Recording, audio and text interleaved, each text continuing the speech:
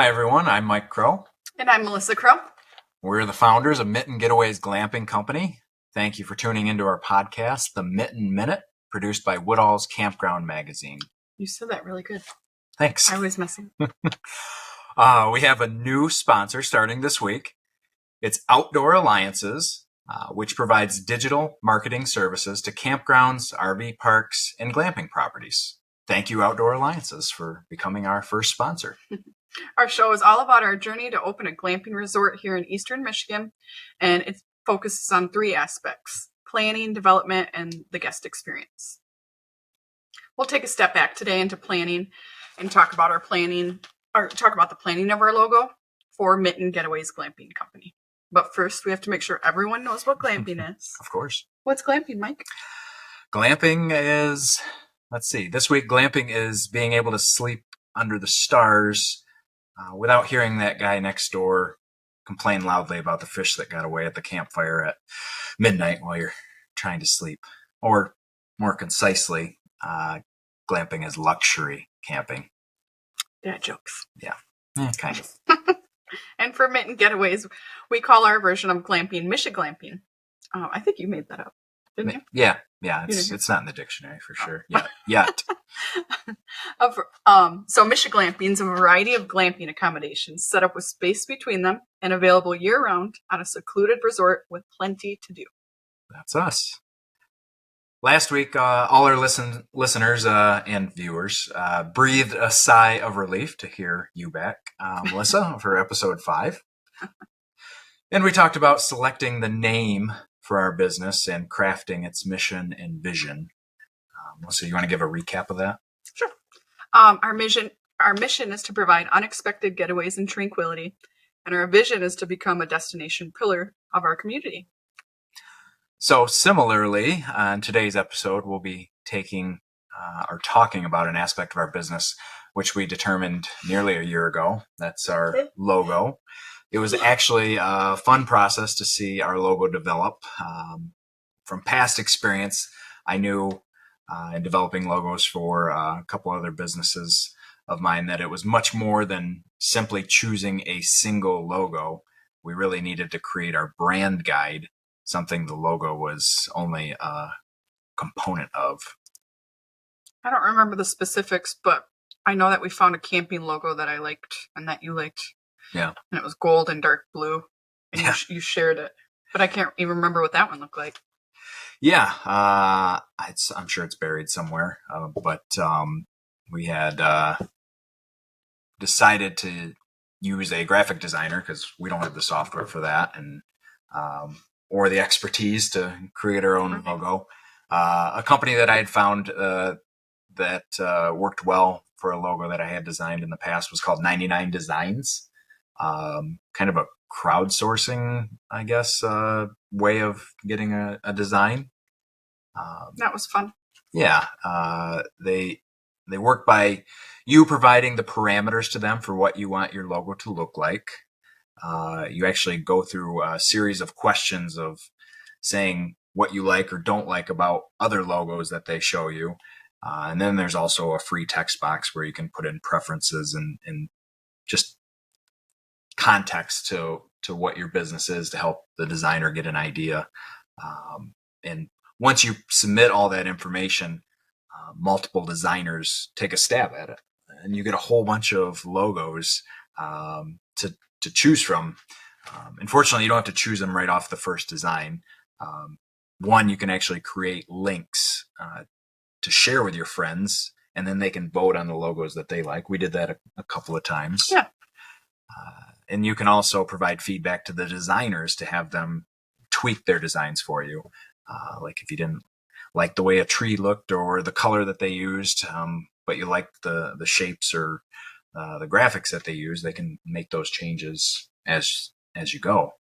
Do you remember we said we wanted the shape of Michigan in one of them, and we could tell she wasn't from here because she actually just used the Upper Peninsula. No, I think she left out the Upper Peninsula. Left out though. Yeah. Okay. Yeah. But she was very good on receiving feedback. We need all of Michigan, not just the Mitten part. But yeah, we felt we were doing a disservice to our state if we left out to the UP or the Upper Peninsula, as we call it. Yeah, so we go through that process with them, and after you've went back and forth a couple times, you select a winner, and then that artist gives you a file of all the graphics or all the logos that they've made for you. That was fun because that was one of the parts when I remember thinking like, oh, this is real. Yeah. Like, here's our logo. Here it is. Here's the colors. This is real. Yeah, it's it creates that feeling of having a professionally designed graphic to represent the business that we've dreamed of opening. Mm-hmm. So, yeah.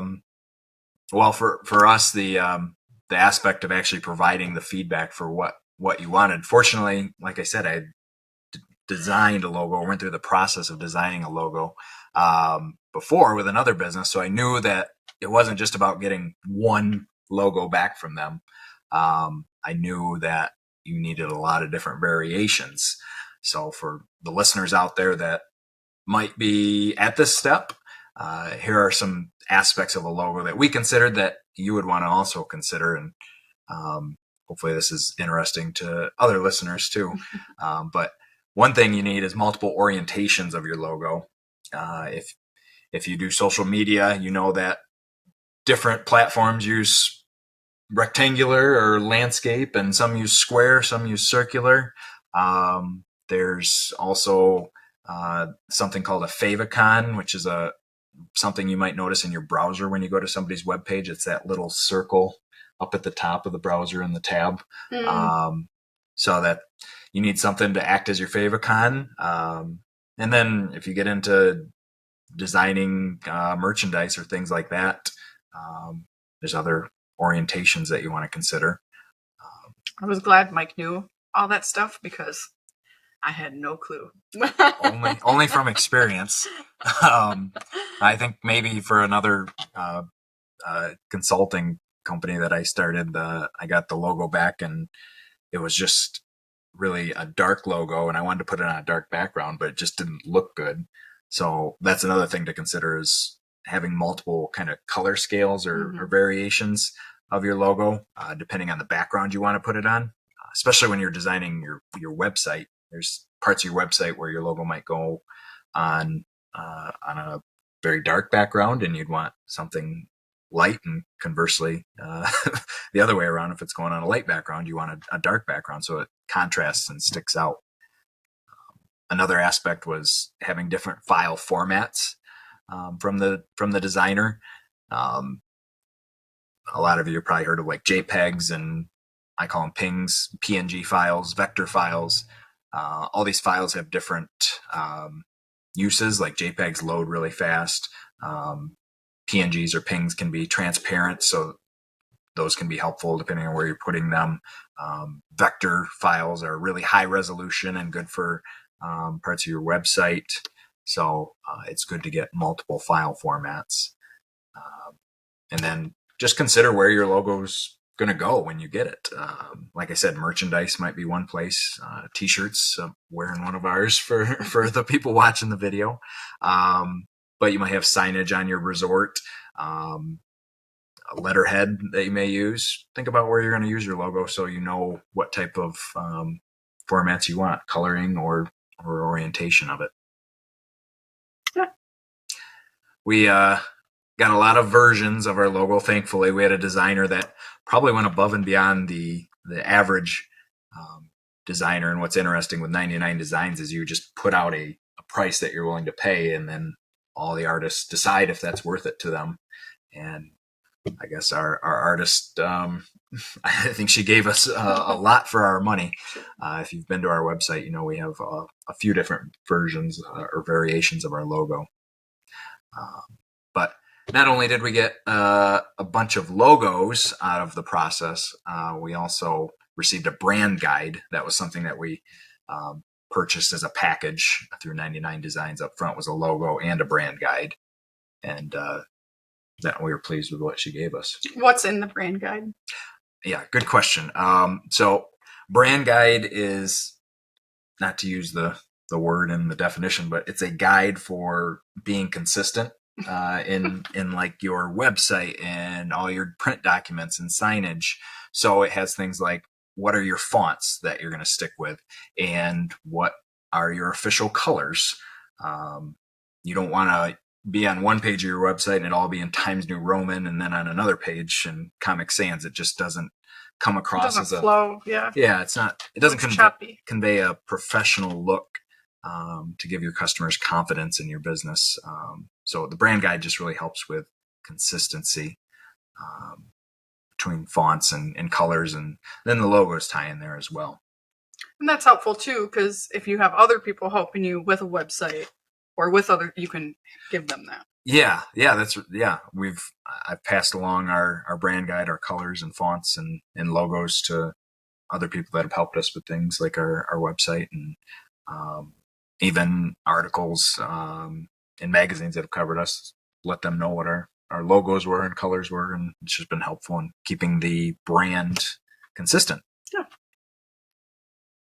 And I mentioned it before, but if our listeners want to get a good idea of all the logo variations that we did receive and ended up utilizing, our merchandise in our store actually uses quite a few of them. Mm-hmm. So you can check that out at mittengetaways.com/market.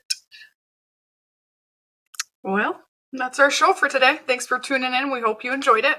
If you have any requests for future episodes, please submit them via mittengetaways.com/reach out, or you can email us at glampers@mittengetaways.com. The Mitten Minute, our glamping journey, is produced by Woodall's Campground Magazine and sponsored by Outdoor Alliances. Check out all episodes of the Mitten Minute podcast at mittengetaways.com/minute.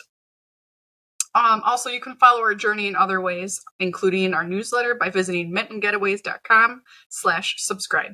Thanks, everyone. We'll see you next week. Have a great day.